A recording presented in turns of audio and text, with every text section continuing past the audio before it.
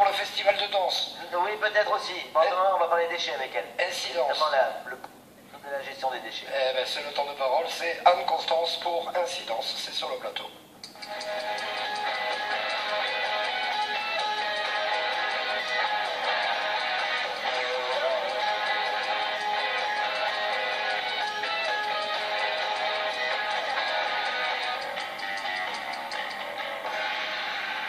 Bonjour à toutes et à tous, bienvenue sur KTV, Quasi FM, le 106.9 pour un temps de parole, toujours en direct à la radio et à la télévision. Notre invitée ce matin, Anne-Constance, elle est avec nous pour Incidence. Bonjour Anne. Bonjour. Merci d'être avec nous pour ce temps de parole. Incidence, on rappelle ce qu'est Incidence. Incidence, c'est un cabinet de conseil qui est installé à Mayotte. Privé, public et collectivités dans l'appréhension de leurs problématiques liées aux déchets. Voilà, baromètre des déchets à Mayotte, c'est dans l'actualité, Anne-Constance. C'est dans l'actualité, on l'a vu avec la une de France Mayotte, on l'a vu avec l'intervention de Kamal Eddine tout à l'heure avec le SIAM. J'imagine que ce genre de situation doit vous révolter. Me révolter, c'est toujours... me révolter, non. Si vous voulez, à partir du moment où vous mettez en place des processus techniques et industriels, l'incident fait partie du jeu, on le sait bien. Donc une panne, ça arrive, les équipes... Je sais de quoi je parle. Voilà, les équipes se sont mises...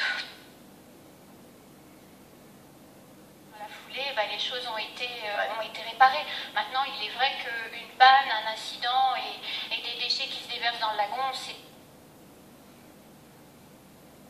Risque nos gamins qui se baignent là, alors que c'est 10 000 mètres cubes qui ont été déversés dans le lagon. Des affreuses irritations de peau, des allergies, un peu de perturbations gastriques, ce genre de choses. Allez, on va revenir sur... on va se projeter sur l'année 2015, les actions qui vont être menées. Il y a, j'allais dire, toujours la même chose, le rappel à la population, on ne jette pas une canette par la fenêtre. Oui, on ne jette pas une canette par la fenêtre, on n'abandonne pas son reste de déjeuner au coin d'une rue, on met à la poubelle. Si on ne trouve pas de poubelle, on en parlait tout à l'heure, on ramène chez soi, mais on essaye de ne pas polluer l'environnement en adoptant des comportements responsables. Sur 2015, vous allez mettre pas mal d'actions, semble-t-il. Alors, on lance là, depuis la semaine dernière, et je vous remercie d'avoir relayé cette information, on lance la 3e édition du baromètre des déchets, dont l'objectif est de mesurer année après année l'évolution des perceptions des habitants de Mayotte quant aux processus qui sont mis en place sur la gestion des déchets. Donc ça permet de mesurer si le tri est compris, si la possibilité de trouver les réceptacles pour recycler ce qui a été trié, sont facilement trouvés par les habitants. On essaye de comprendre aussi si ce qui est mis en place en termes de collecte ou de traitement est compris. L'objectif est pour les pouvoirs publics de toujours pouvoir mieux adapter les politiques qu'ils mettent en place aux attentes et aux difficultés des usagers. Vous arrivez à vous faire entendre des pouvoirs publics sur vos actions et les messages à faire passer? Ah oui, je pense que alors, il est vrai que, et on le voit dans le baromètre, 54% des gens, l'année dernière, dans la 2e édition, pensent que... C'est venu il y a quelques mois. Absolument. 54% des gens pensent que la gestion des déchets est en train de changer, mais en même temps, la note mise globale sur le territoire, sur la propreté, c'est 3 sur 10. Donc c'est vrai qu'il y a encore de quoi progresser, et c'est par la répétition des messages année après année que l'on arrive à faire changer les habitudes, parce qu'il faut changer les habitudes à la fois des usagers, mais aussi que les pouvoirs publics puissent mettre en place des modes opératoires qui sont adaptés. Samuel Bocher, le rédacteur en chef de France Mayotte Matin, a une question à vous poser, Anne-Constance. Oui, les pouvoirs publics ont quand même une lourde responsabilité sur le sujet de la gestion des déchets. Je prends juste le cas de Mamoudzou, par exemple, et de son front de mer. Vous avez une canette, vous regardez la mer, il fait beau, il n'y a pas une poubelle pour jeter sa canette. Ça n'a pas encore été intégré dans l'esprit des élus, intégré du mobilier urbain qui puisse permettre justement une meilleure gestion des déchets. Alors la canette, justement, si je puis me permettre, il ne faut pas la mettre à la poubelle, il faut la mettre dans un des trios, puisque c'est typiquement quelque chose qui est recyclé. Les canettes sont composées d'alu et sont à 100% recyclables et de manière indéfinie. Donc typiquement, le geste à faire quand on a une canette, c'est de trouver un trio et la déposer dedans. Et je crois que sur le front de mer, à côté, en face de l'Office du tourisme, il y a... oui, et puis il y en a de plus en plus, et un peu partout maintenant, même s'il en faudrait encore plus, évidemment.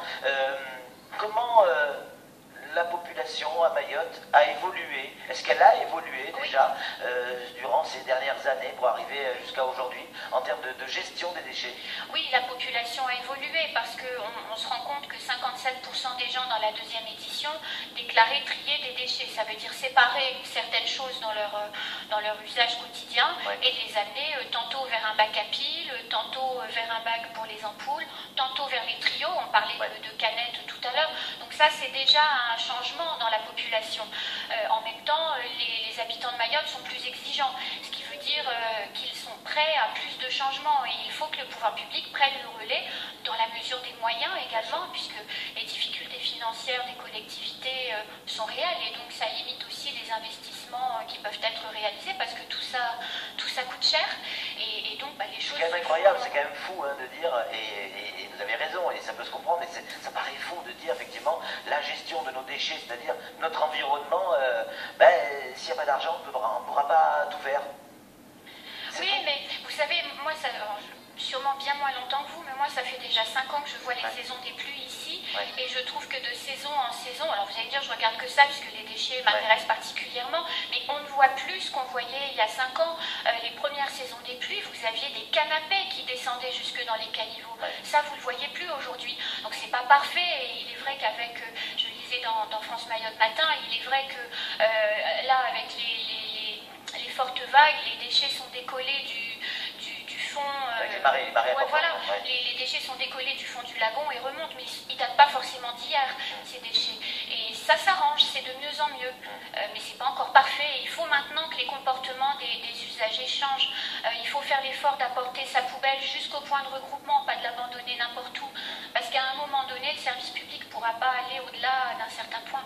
Samuel? Oui, excusez-moi. La fiscalité de droit commun est effective depuis le 1er janvier. L'année prochaine, on va avoir la taxe de ramassage des déchets qui sera uniforme, c'est-à-dire 75 €, 90 € par personne et par an, si je ne m'abuse.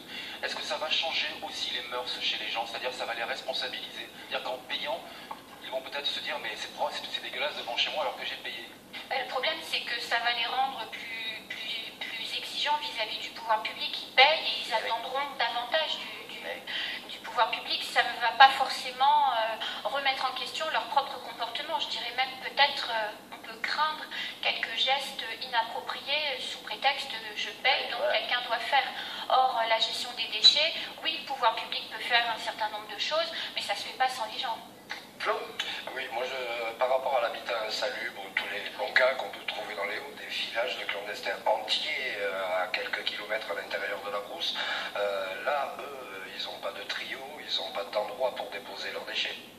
Ils ont autant de trios que les autres habitants de Mayotte. Ils sont répartis partout sur le territoire. Les habitants qui habitent dans ces villages vont acheter dans les magasins et peuvent également trouver des espaces pour leurs piles et leurs ampoules, puisque dans ces quartiers, il y a beaucoup de consommation de piles, par carence quelquefois d'électricité.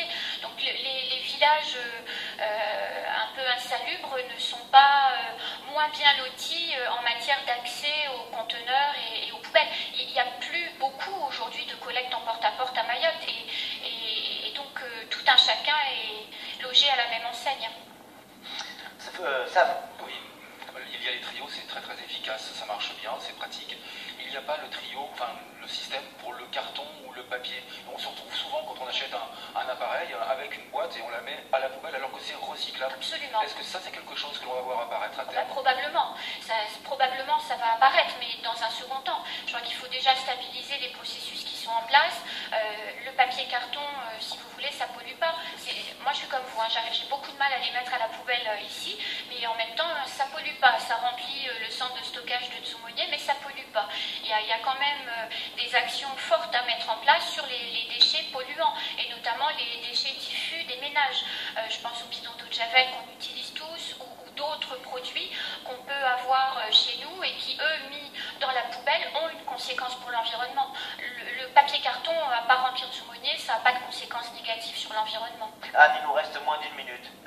Quel est le message que vous avez envie de faire passer aujourd'hui?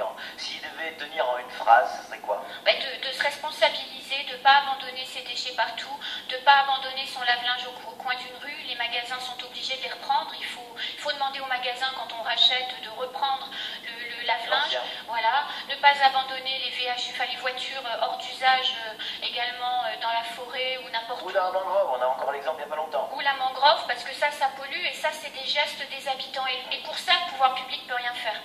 Merci beaucoup Anne-Constance d'être venue sur ce plateau. Toujours un plaisir de vous recevoir. On peut dire peut-être comment on fait pour participer à... Oui, rapidement.